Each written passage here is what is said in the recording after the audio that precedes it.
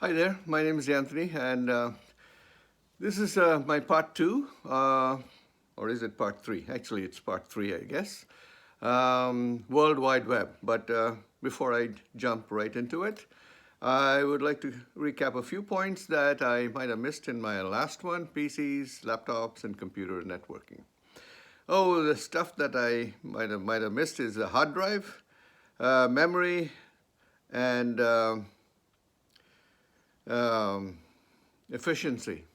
So these are the three things that one needs in whether it be laptops, computers, or networking.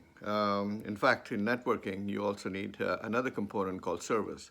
So hard drives, memory, and storage are all common to all these three platforms, whether it be a PC, laptop, or servers. And of course, depending on their usage, you might want to have a large hard drive if it is in a corporate network or a company network. And if it's a small office, home office network, you might want to have 500 gigabytes would be adequate, I guess. And memory, 16 gigabyte minimum. However, for gaming applications, you might need a lot of memory.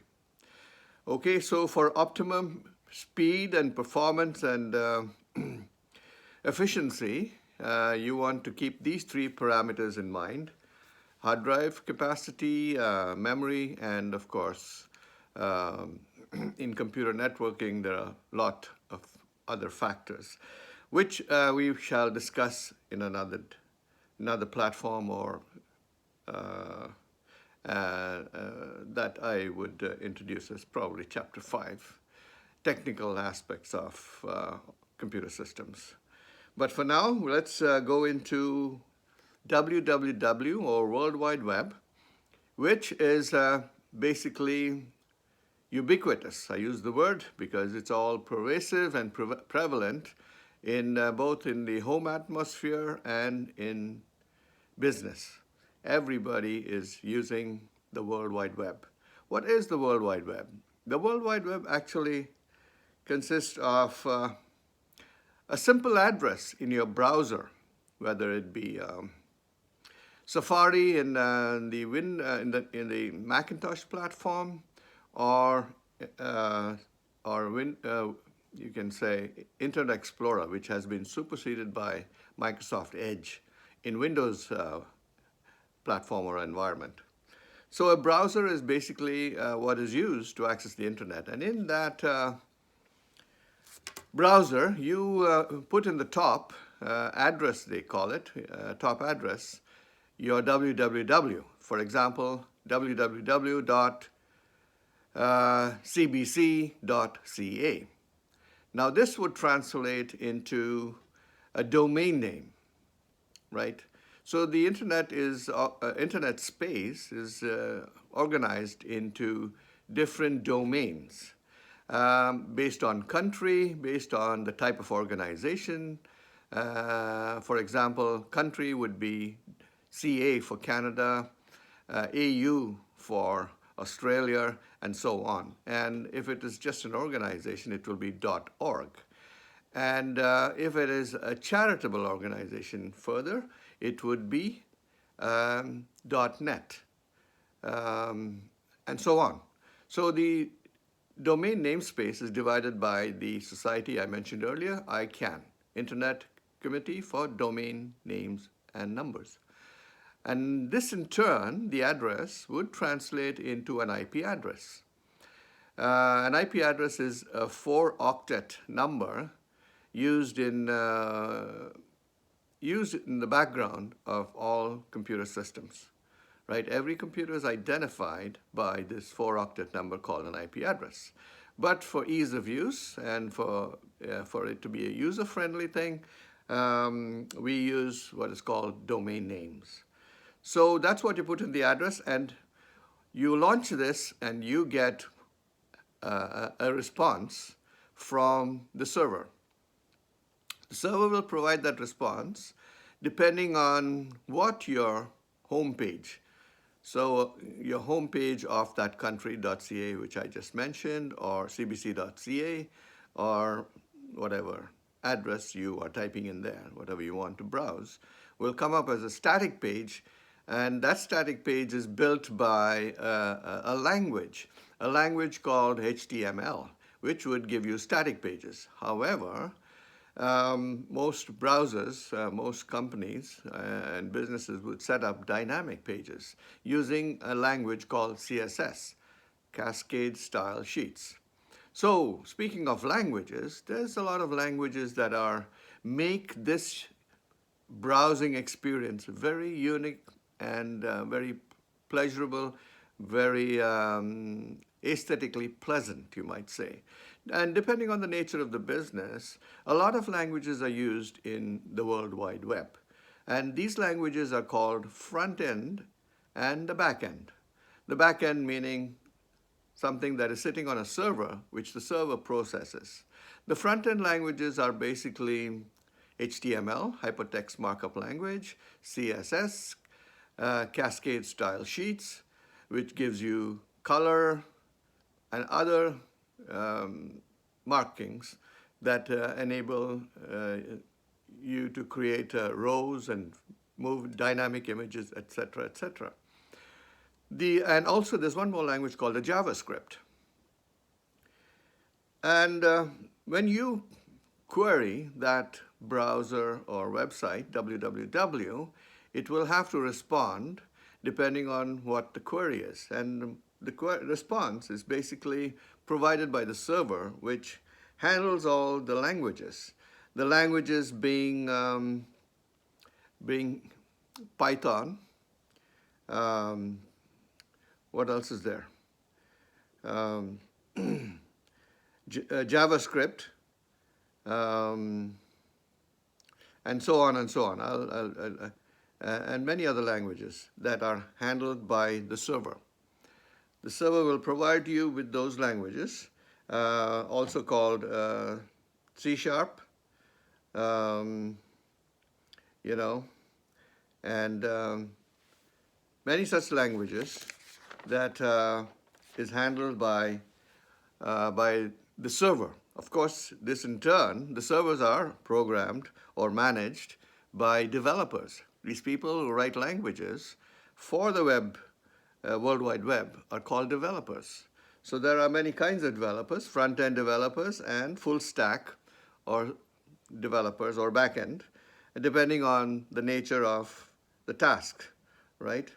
So these web browsers will query, and depending on what they're looking for, if it's ordinary things, they will be responded to by the server in these languages, PHP, Python, JScript, C-script, and so on, right? So these are basically building blocks of the web page, and the developers are software engineers. They're called software engineers, and these people, just as a side note, make a lot of money writing programs or code, right? These codes translate, is translated by the server into whatever you're asking for. Maybe you're asking for some data, right? All kinds of data, depending, and so therefore you will have to have programs on the server running like databases. So a lot of stuff happening in the back end, and these are basically your databases running SQL servers or MySQL, etc., in order to provide you with the responses to what your query is. Now, there are also code editors that basically manage your code in terms of Visual Studio and the environment that you are looking for, and the developers manage these programs using a number of languages, as I mentioned earlier. So that's what the World Wide Web is. The World Wide Web is quite commercial because the query you ask for is also dependent on how common or how responsive your server is. And therefore, there's other factors or tools used in the World Wide Web called SEOs, or you can say search engine optimizers. And what these search engine optimizers do is that they basically respond to based on the ranking and the keywords that are used within the search engine tool. So in order to reach better rankings and to beat the competition in terms of business, you would need to optimize the search engine, and there are lots of tools that will help you do that. And again, these are taken care of by experts. And these experts are called, as I mentioned earlier, web developers. And so the World Wide Web is also used by very professional people in order to develop their business that will fetch them, make them popular, sell the stuff that they're selling on the internet, be it large-scale construction equipment, or electronics, or in anything else that the vendor is selling at and wants to beat the competition. And so there are many tools to optimize the sale or the response of the web browser. And these will be covered at a later date. But suffice to say that the internet is also managed by a number of servers. And these servers are basically sitting in the cloud, also called cloud computing. Now, this cloud computing is managed by two main, and supported by two main, you can say, companies. One is called the Amazon Web Services, AWS, and the other one is Google Cloud Platforms.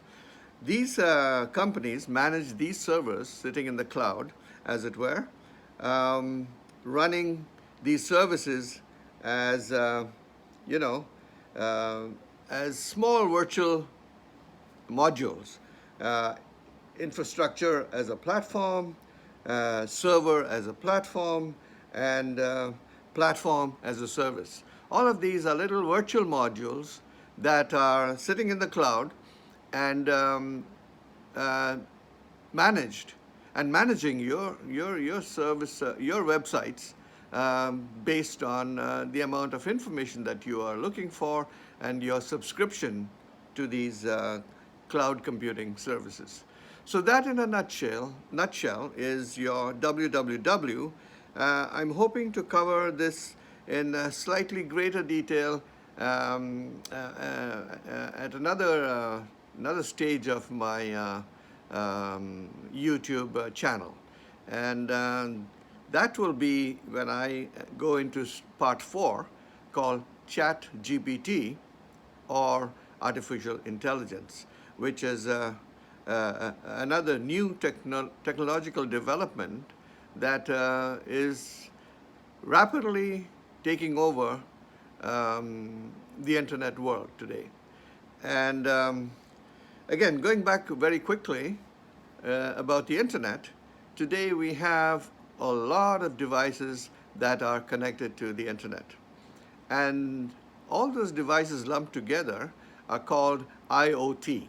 That's another platform which basically stands for the Internet of Things. For example, your fridge. If you have, if it is connected to the internet, you will know when to order when your milk runs low, or anything that you store in your fridge. The sensors will detect the shortage or reordering process, and since you're connected to the internet, will place the order accordingly. And there are other things that, like washing machines in many countries like Hong Kong, they have washing machines due to the shortage of electricity, which will run when the employees are at work. And the consumption of electricity on the domestic front is low. So that will run on another grid, the home grid, that will actually turn the washing machine on unattended when the employees are at work. So this balances out the electricity consumption and makes it cheaper for the consumer. So the Internet of Things basically means every device that is on this planet connected to the Internet, and which technology enables things to be done without being attended to or without human interference.